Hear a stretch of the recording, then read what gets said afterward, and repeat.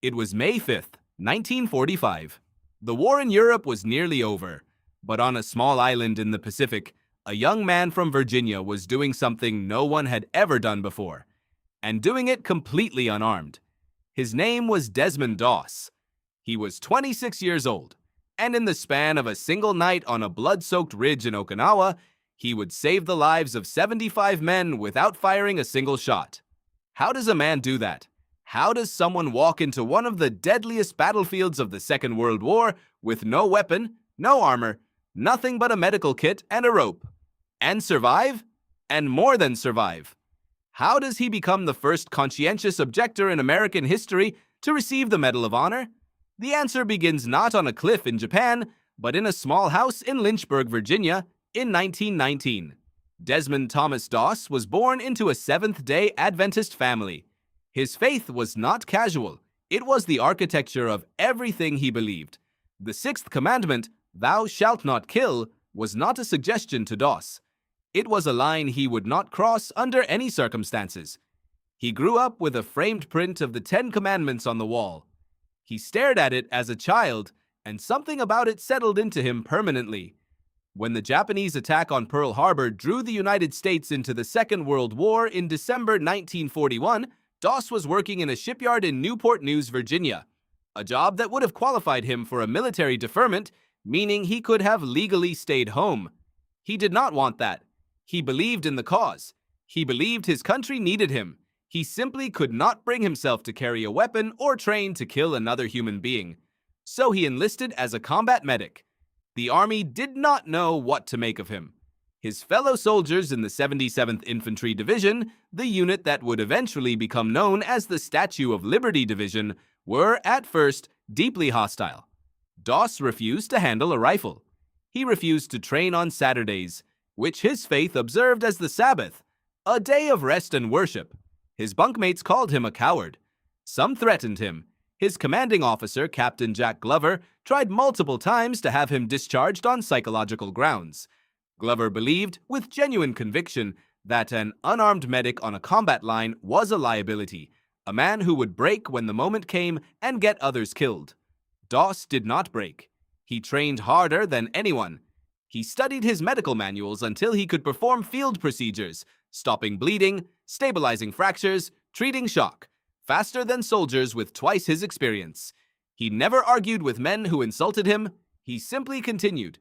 The historian Robert L. Scott, writing about the Pacific Theater, noted that the combat medic in the island hopping campaign faced mortality rates comparable to frontline riflemen because they were required to move toward the wounded under active fire rather than away from it. Doss knew this. He enlisted anyway. In 1945, the 77th Infantry Division was assigned to the Battle of Okinawa, one of the largest and most costly amphibious assaults in the Pacific War. Okinawa is a long, narrow island about 340 miles south of mainland Japan, and the Japanese had transformed it into a fortress. The Imperial Japanese Army had dug an extraordinary network of tunnels, caves, and fortified positions into the island's coral ridgelines. American commanders estimated that taking the island could cost 100,000 casualties. They were not far wrong. At the center of the 77th's objective was a feature American soldiers called the Maida Escarpment, or, as it became known in their letters home, Hacksaw Ridge. The escarpment was a sheer coral cliff face, roughly 400 feet high, about the height of a 40-story building.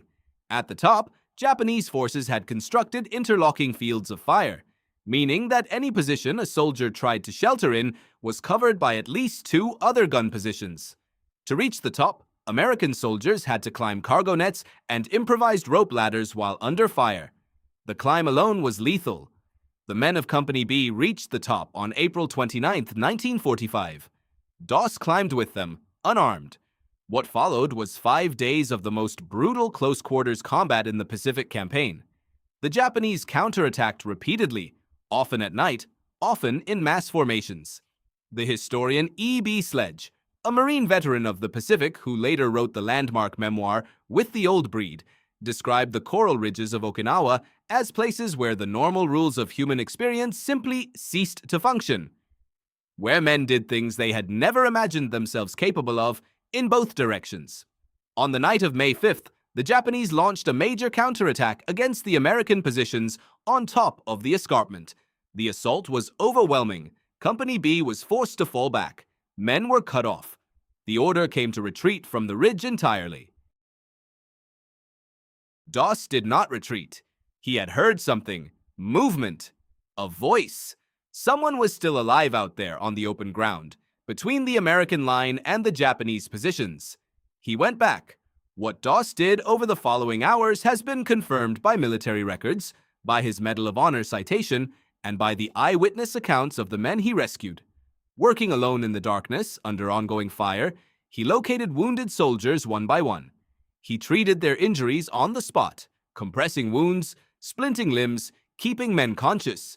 Then he fashioned a lowering device using a rope and a nearby tree stump at the cliff edge. A simple but effective knot system that combat medicine historians later identified as a double-loop bowline. And he lowered each man individually down the face of the escarpment to safety. 75 men, one at a time. Over the course of a single night, each time he secured a man to the rope and began lowering him, Doss was heard by the men below saying the same words quietly to himself. Those words were later recorded in his official citation and repeated by survivors in interviews for decades afterward. He said, "Lord, help me get one more. Just one more." The Army originally estimated the number at 50. Doss himself, characteristically, insisted the true number was lower. He thought it was closer to 50 as well. Historians and military analysts examining the casualty records later revised the figure upward to 75. The Medal of Honor citation used that number. It stands as one of the most documented single acts of individual rescue in the history of American military service. Here is the counterintuitive truth that the story of Desmond Doss reveals. Military culture, especially the culture of the Second World War, operated on a foundational assumption that combat effectiveness required uniformity. Everyone carried a weapon. Everyone followed the same protocols. A man who deviated from that model was, by definition, a threat to unit cohesion. Captain Glover's logic was not unreasonable. It was the logic of an institution built on predictability under pressure. Doss proved the opposite. His difference was not a weakness. It was the very thing that made him irreplaceable. Because he would not kill, he had trained himself to do something that almost no one else on that ridge could do as well. Save life under conditions that seemed designed to make saving life impossible. The historian Gary Kulik, in his work on conscientious objectors in American military history, has argued that Doss represented a category the military had no framework for.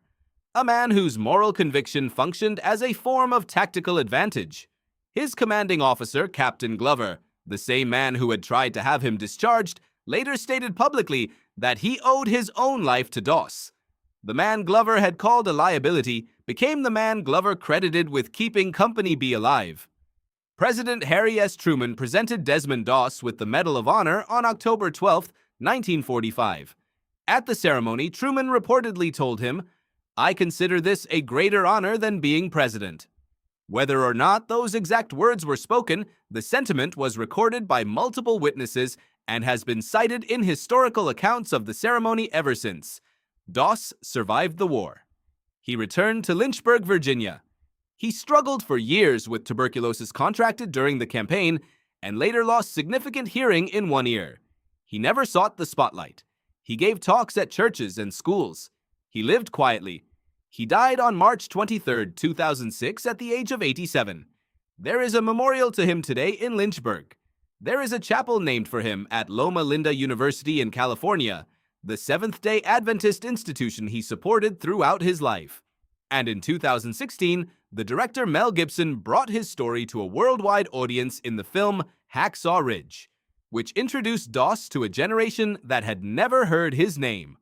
But perhaps the most enduring legacy of Desmond Doss is not a memorial or a film. It is a question his story forces every institution, military, civic, professional, to confront.